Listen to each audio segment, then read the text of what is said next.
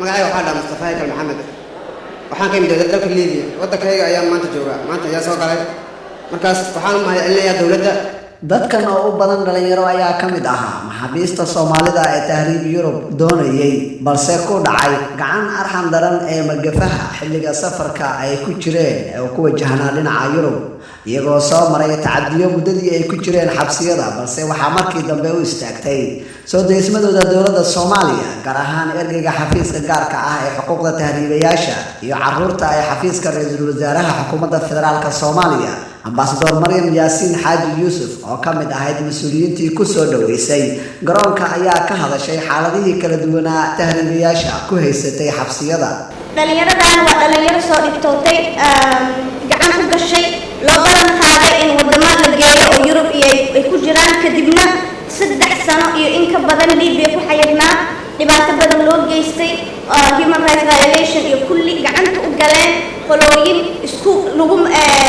loo yaqaan magafa laakiin criminals ah oo aan naxariis lahayn oo ugu gaar ahaan dadka Soomaalida si xun dib u galo marka dhalinyaradan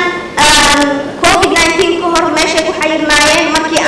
markay safaaradda imaadeen ama bulshada ayaa inoo sheegtay waalidiintooda ay soo wacay waxaan ka hashanay hay'adda IOM iyo UNHCR waana waxaa kaloo caawinaan la siiyay European Union oo maanta deputy ambassador-ka halkan joogto dhalinyaradan waa soo dhibaatoodeen ummadda Soomaaliyeed waxaan rabaa inaan u sheego qofkii wax u qaban karo inuu wax u qabto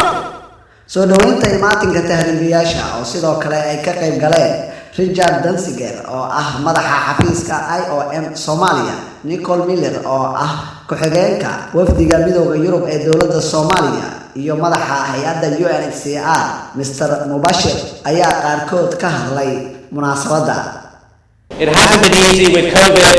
ma ahayn wax sahlan iyadoo uu jiro COVID dhalinyaro Soomaaliyeed oo dibadaha ku xaniban in la soo celiyo waxaan u mahadcelinayaa ergeyga gaarka ah ee immigrationka iyo saaxiibada wasaaradda iyo midowga Yurub oo bixinaya maalgelinta hawshan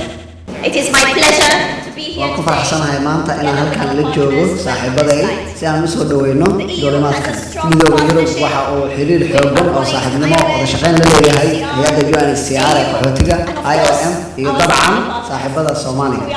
aad ayaan ugu faraxsanahay inaan caawinaad ka geysano dhinac kasta Professor Cabdiraxmaan Ibi oo ah xildhibaan ka tirsan golaha shacabka iyo xoghayaha joogtada wasaaradda arrimaha dibadda Danjire Maxamed Cali Nuur Xaaji oo ka mid ahaa mas'uuliyiintii soo dhaweysay tahriibayaasha gudaha garoonka Aadan Cadde ayaa ka warbixiyay tirada tahriibayaasha iyo marxaladihii ay soo mareen Diyaaradda runtii waxaan rabaa soo dhawaada guriga waa gurigiin shalayna idinku baa Ilaahay subxaanahu wa ta'aala idin qadaray inaad meesha aadaan runtii wixii tabar iyo wixii dawladda intii ugu talagashay sidii ahayd baa loo fulinayaa ummadda Soomaaliyeed dawladda Soomaaliyeed iyo hay'adda qaxootiga iyo gaar ahaan Ambassador Maryam oo arrintan aad iyo aad muxuu ahaa juhdi ka geysatay waxaan aad ugu faraxsanahay maanta dhalinyaro Soomaaliyeed oo muddo badan ku xanibnaa dalka Liibiya in maanta ay waddanka yimaadaan qayb ka mid ah oo ilaa iyo 60 iyo xoogaan ay ka soo degaan Hargeysa qayb kale ilaa 30 iyo xoogayna